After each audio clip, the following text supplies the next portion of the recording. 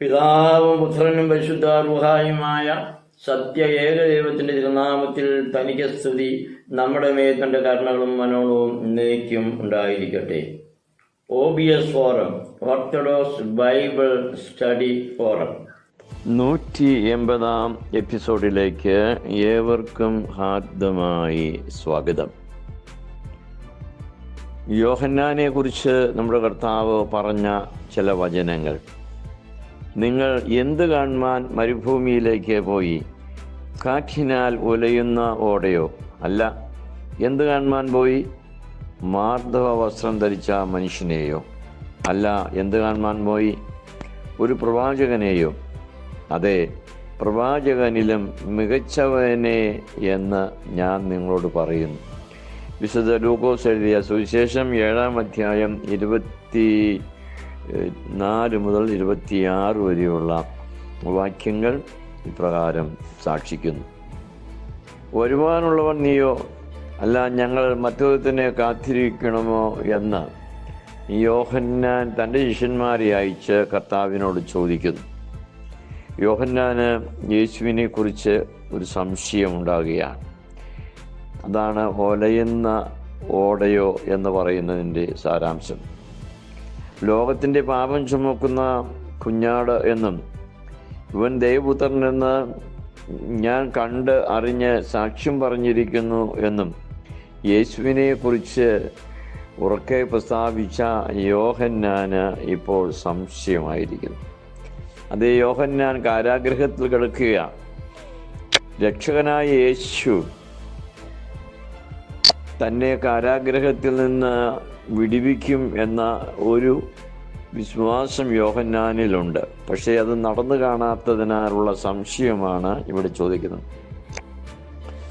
അപ്പോൾ യേശു ചോദിക്കുകയാണ്, നിങ്ങൾ എന്ത് കാണുവാനാണ് മരുഭൂമിയിലേക്ക് പോയത്? കാറ്റിനാൽ ഉലയുന്ന ഓടയോ? അല്ല. എന്ത് കാണുവാനാണ് നിങ്ങൾ പോയത്? മാർദ്ദവസ്ത്രം ധരിച്ച പുരുഷനെയോ? യോഹന്നാൻ മരത്തിൻ്റെ തോല് വസ്ത്രമായി ധരിക്കുന്നവനാണ്. മാർദ്ദവ വസ്ത്രം ധരിക്കുന്ന ഒരു വ്യക്തിയല്ല എന്നതുകൊണ്ട് അവൻ്റെ സന്യാസ ജീവിതത്തെ, വൃഥ എടുത്ത ജീവിതത്തെ കർത്താവോട് ഓർപ്പിച്ചുകൊണ്ട് വീണ്ടും ചോദിക്കുന്നു, എന്ത് കാണുവാൻ പോയി എന്ന്. അതേ, പ്രവാചകനിലും മികച്ചവനെ എന്ന് യോഹന്നാനെ കുറിച്ച് കർത്താവ് സാക്ഷ്യം പറയുന്നു. യോഹന്നാൻ ഒരു പ്രവാചകനെന്ന് ജനമെല്ലാം അംഗീകരിച്ചിരിക്കുകയാണ്.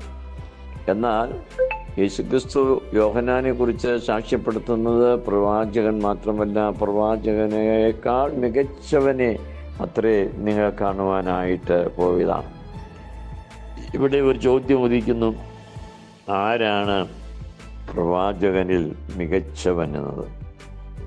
വിശുദ്ധ സഭയെക്കുറിച്ച് പൗലോസ്ലീഹ എഴുതുമ്പോൾ അപ്പോസ്തലന്മാരും പ്രവാചകന്മാരും എന്ന അടിസ്ഥാനത്തിൽ സഭ പണിതിരിക്കുന്നു എന്ന് എഫെസ്യ ലേഖനം 2:20 എഴുതിയിരിക്കുന്നതായി നാം വായിക്കുന്നു.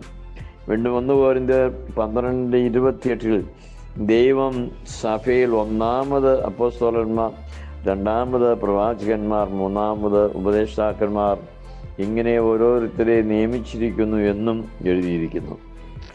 ആയതുകൊണ്ട് പ്രവാചകന് 2-ാം സ്ഥാനവും അപ്പോസ്തലന് 1-ാം സ്ഥാനവുമാണ് സഭയെ കൽപ്പിച്ചിരിക്കുന്നത്. അപ്പോൾ പ്രവാചകനിലും മികച്ചവൻ ആര് എന്ന ചോദ്യത്തിന് അപ്പോസ്തലൻ എന്ന് ഉത്തരം ലഭിക്കുകയും ചെയ്യും. അപ്പോസ്തലൻ എന്നതിന് അയക്കപ്പെട്ടവൻ എന്നാണ് അർത്ഥം. ആരാണ് യോഹന്നാനെ അയച്ചത്?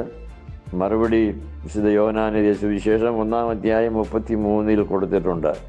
സ്നാനം കഴിപ്പിപ്പാൻ എന്നെ അയച്ചവൻ എന്നോട് പറഞ്ഞു എന്ന് യോഹന്നാൻ എഴുതുന്നു. ഇത് പിതാവാം ദൈവത്തെക്കുറിച്ചാണ് പറയുന്നത്. ആകയാൽ യോഹന്നാൻ ദൈവത്താൽ അയക്കപ്പെട്ടവനും, അതായത് ദൈവത്തിൻ്റെ അപ്പോസ്തലനും എന്ന് വ്യക്തമാകുന്നു. അതത്രേ പ്രവാചകനിലും മികച്ചവനെന്ന് യോഹന്നാനെക്കുറിച്ച് കർത്താവ് പറഞ്ഞതിൻ്റെ മർമ്മം. ആകയാൽ ദൈവത്താൽ അയക്കപ്പെട്ട ദൈവത്തിൻ്റെ അപ്പോസ്തലനായി യോഹന്നാനെ കർത്താവ് ജനത്തിന് പരിചയപ്പെടുത്തുകയാണ് ചെയ്യുന്നത്. എന്നെ ശ്രദ്ധിച്ച ഏവർക്കും നന്ദി. തണ്ണിക്കോട്ടച്ചൻ.